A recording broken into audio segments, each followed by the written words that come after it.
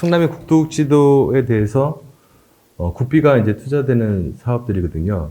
이번에 제6차 국토국지도 5개년 계획에 일괄 예비타항 순조사가 이제 KDI에서 진행되고 있습니다.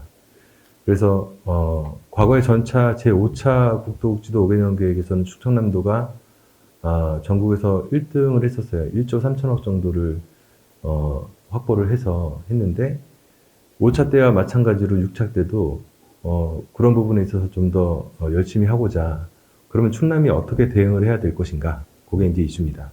2019년도부터 예비타항 순조사 제도가 개편이 됐습니다. 그래서 과거에는 정책성 분석에 대해서 그렇게 큰 비중을 두고 있지는 않았는데, 과거에는 경제성 위주로 이제 많이 사업 예비타항 순조사가 통과가 되고 했죠. 근데 이제 19년도 제도 개편 이후로 정책성 평가에 대해서 경제성이 낮더라도 통과되는 사례가 굉장히 많았고, 다행인 것은 저희가 전차인 제5차 국토국지도 5개년 계획에서 2019년도 이후 제도가 개편된 이후로 바로 그러니까 첫 번째 일괄 예타를 했을 때 좀 능동적으로 잘 대응을 했던 터라, 지금은 또 제6차라서 다른 지자체도 굉장히 좀 노하우도 좀 많이 늘어났을 것 같고, 그래서 좀 더 충남이 어떻게 특화돼서 한번 대응을 해볼까 하는 그런 주제입니다. 개요입니다. 앞서 말씀드렸던 것처럼 예비타항 순조사 제도가 개편되었고, 제가 주로 연구하고자 하는 포커스는 어떻게 되냐면, 이게 이제 오른쪽에 이제 개편된 사항입니다. 저는 그 사업 추진 요게 이제 정책성 부서이고요. 총 종합평가는 이제 경제성, 정책성, 지역균형 발전 이 세 가지의 항목으로 구분되어 있고, 이 정책성과 그다음에 균형 발전의 낙후도 개선 효과 등 같은 경우는 발표 자료를 통해서 또는 지자체가 제공한 자료에 의해서 평가위원이 평가를 하는 구조입니다. 저는 이 사업 추진 여건과 정책 효과 부분에 있어서 기존의 충청남도가 제6차 국토국지도에 어떻게 대응하고 만들었던 자료를 검토하고 컨설팅을 해주는 게 1차적인 목적이고요. 그럼 연구적인 측면은 어디냐? 이 사업 특화 항목에 대해서 대부분 다 정량적으로 제시를 못하거든요. 예를 들어서 도로가 뚫리면 환경이 개선됩니다. 병원이 가까워집니다. 근데 구체적인 숫자들을 가지고 평가위원들한테 얘기를 해야지만 높은 점수를 얻고 사업에 대한 통과율이 높기 때문에 그런 정량화된 자료를 가지고 사업 특화 항목을 지표들을 구분해 보았고 사례 연구를 수행했습니다. 또한 이 지역 낙후도 개선 효과도 이 지역균형 발전에서 보면은 당초에는 지역 낙후도와 지역경제 파급 효과 이 두 가지 지표만 있었는데, 이 두 번째 지표가 이렇게 세 개로 세부적으로 쪼개지면서 지역 낙후도 개선 효과라는 게 지방시대위원회가 얘기하고 있는 43개 지표에 대해서 도로 사업이 얼마만큼 그 지표를 개선할 수 있는지를 평가하는 항목이 이제 포함됐기 때문에 그게 저의 두 번째 연구 주제입니다. 그래서 첫 번째와 이 두 번째에 대해서 좀 집중적으로 하고 나머지 컨설팅 했던 것들은 간략하게 소개하고 넘어가겠습니다. 연구하고 목적의 대상은 목적은 이제 설명을 드렸고요. 대상은 충청남도가 금해 제6차 국토국지도에 17개 사업을 제안을 했습니다. 예, 그래서 이제 오른쪽 표와 보는 것처럼 신설, 확장, 그다음에 시설 개량 사업들이 17개 사업입니다. 저는 이 17개 사업에 대해서 각각 충청남도와 시군이 준비했던 자료를 가지고 평가를 이제 했었던 게 설명을 좀 드리겠습니다. 정책성 분석에서 보면은 아까 말씀드렸던 건 정책성 분석 내에서도 사업 추진 여건에는 내부 여건과 외부 여건으로 구분되어 있습니다. 내부 여건은 한마디로 얘기하면은 이 사업이 국가적인 정책 또는 계획과 일맥상통하고 있는 일관성을 유지하고 있느냐, 그거를 이제 판단하기 위해서 하는 거고, 제가 검토를 하는 방향은 국가계획의 부합성과 그 다음에 국가 앞으로 이제 정책적으로 새 정부가 추진하는 방향과 일치성을 갖고 있느냐를 이제 검토했던 것이고요. 두 번째 외부 여건은 뭐냐면 이 도로 사업이 지역 주민의 얼마만큼 수용성을 이제 갖고 외부적으로 이제 이 도로가 필요성을 갖는다는 것을 추진하는 지자체나 이렇게 의지를 좀 보는 사항입니다. 그래서 그런 것들을 좀 체크해 봤습니다. 체크해 보니까 현재까지 이제 7월까지 준비 사항을 이제 봤더니만 국가 상위 계획과의 부합성에 대한 내용이 없어요. 특히 이제 그 국토국지도가 자칫 잘못하면 기초자치단체의 자기네들 수건 사업으로 이제 갖는 것만큼 해당 지역의 도시군 지역 계획과의 부합성만 나열해 놨고 왔죠. 사실은 국비가 투자되는 사업이고 국가는 지역의 그것보다는 전국의 어떤 정도 파급 효과가 더 중요하거든요. 국가 계획과에 일맥상통한 내용들이 없기 때문에 그런 부분들을 보완해야 된다는 의견을 좀 제시를 했고요. 컨설팅 할 때. 그래서 이렇게 이제 정리를 하면 된다는 예시는 지면을 좀 통해서 이제 말씀드리고요.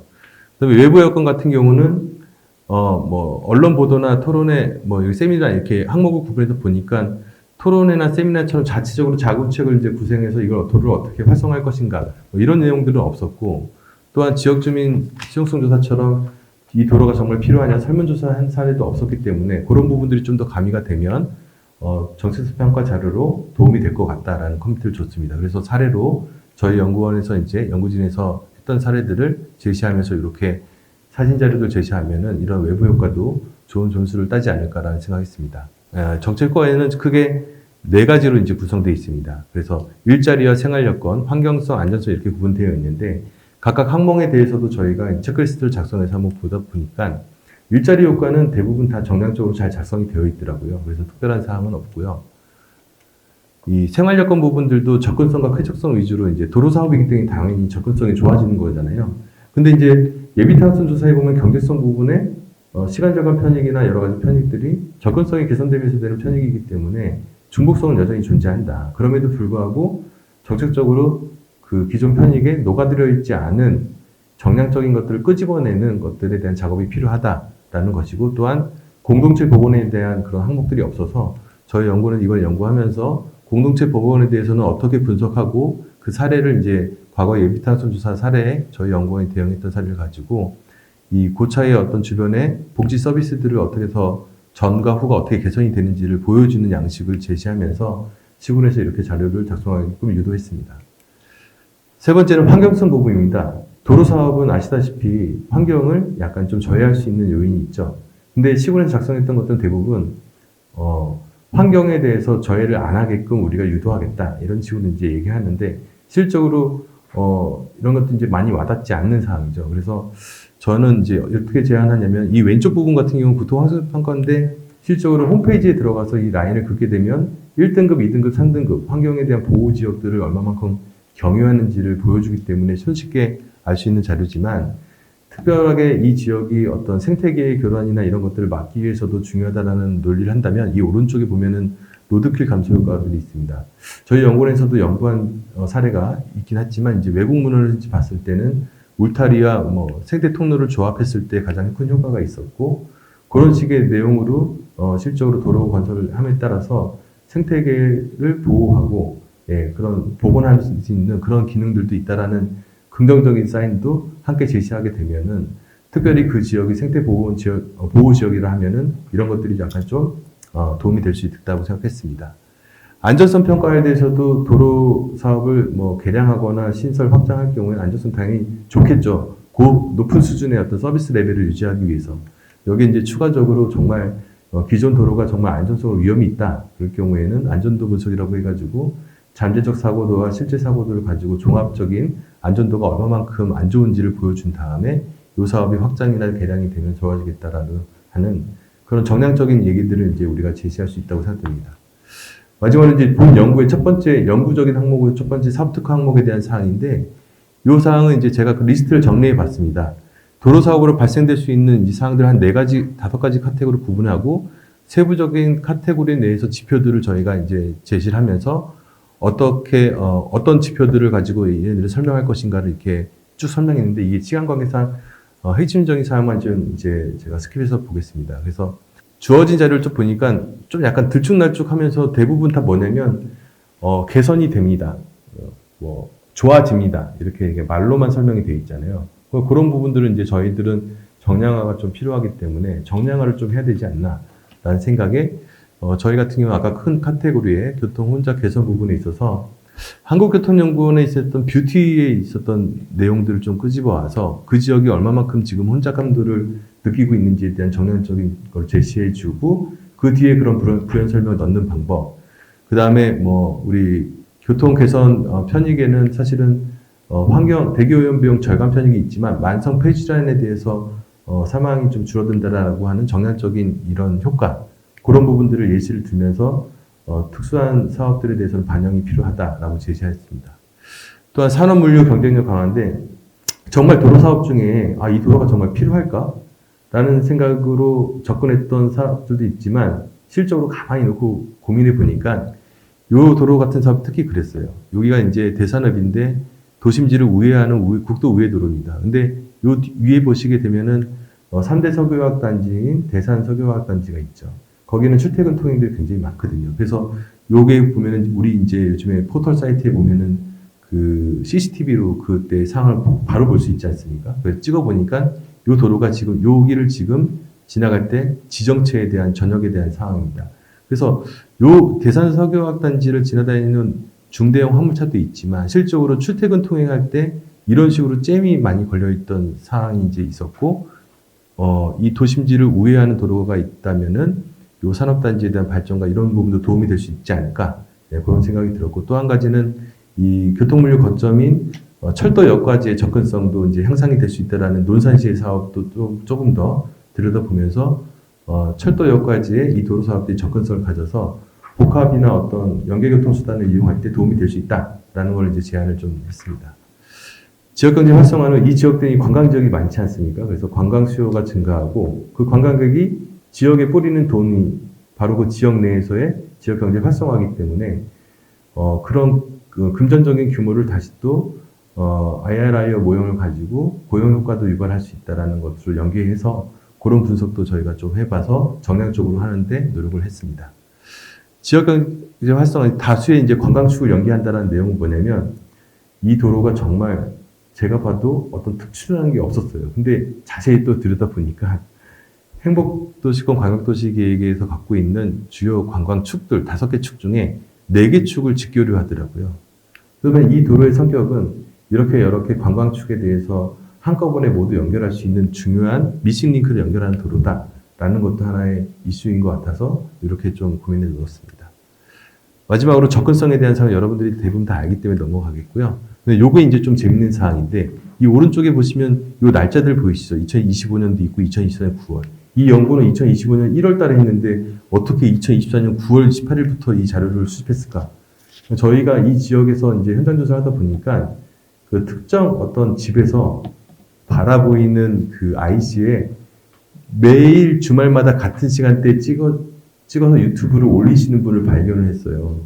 그 유튜버 이름이 파닥 컨보이시라는 분이신데 그렇다고 닭집을 운영하시지는 않고, 근데 그분 덕분에 사실 여기 이 사업은 뭐냐면 양방 2차선 도로입니다. 그리고 고속도로 IC가 바로 붙어 있어서 양방 2차선 도로고 유구를 통해서 아산하고 천안 가는 라인인데 요 라인이 이렇게 보면은 이제 체증이 심해서 오도가도 못하는 상황이 이제 펼쳐지는 게 여러 번 관측되었고 주기적으로 관측이 됩니다. 근데 사실 이런 상황에서 응급 상황이 펼쳐졌을 때는 여기는 차량들은 완전히 움직이지 못하기 때문에 기존에 요 밑에 있는 유구 밑에 있는 요 지역부터 요 밑에가 청양이거든요. 청양은 이 병원들이 아산하고 천안 또는 세종, 충남, 대전인데 이쪽 지역으로 가기 위해서 엄청 우회해서 갈 수 있고, 그래서 응급 상황이 발생됐을 때 이러한 것도 좀 이렇게 설명할 수 있지 않을까. 특별히 이 오래된 자료에 이렇게 이거는 이제 실적으로 실물이 이제 있었던 자료이기 때문에 좀 논리에 좀 도움이 되지 않을까라는 생각을 했습니다.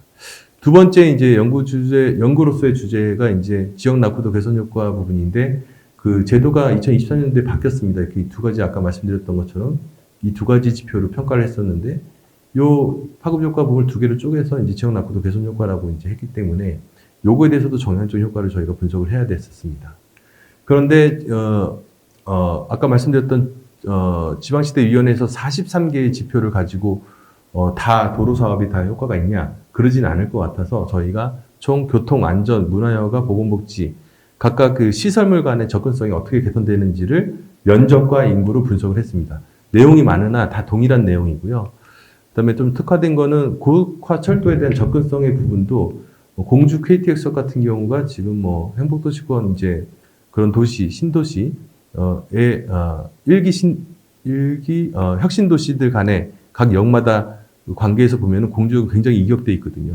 해당되는 도로가 생기게 되면은 굉장히 이제 접근성이 짧아져서 다른 지역과 이제 유사한 수준을 가질 수 있다라는 것도 한 가지 지역균형 발전 측면에서 이 도로가 갖는 역할이라고 좀 생각을 했고요. 그 다음에 공연문화시설, 도서관, 공공체육시설도 인구와 면적으로 다 그렇게 제시하라고 지침이 명시되어 있기 때문에 그렇게 했습니다.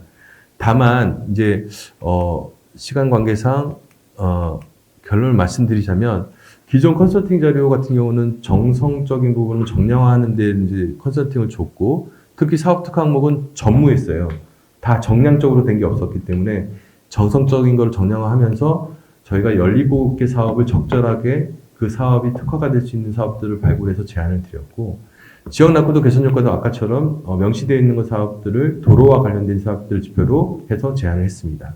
그래서 마지막으로 보니까 저희가 충청남도가 과거에는 경제성 위주로만 사전 타당성 교육을 내보냈지만 실질적으로 정책 효과나 이런 부분에서는 되게 미진했던 것 같거든요. 그래서 그런 부분도 준비해야 되고 정책 효과에 대해서도 제가 설명을 드렸지만은 중복성이 굉장히 많아요. 그래서 평가 항목에 있어서도 중복성을 배제할 수 있게끔 골고루 분포시켜야 된다는 게 제 연구 결론이었습니다.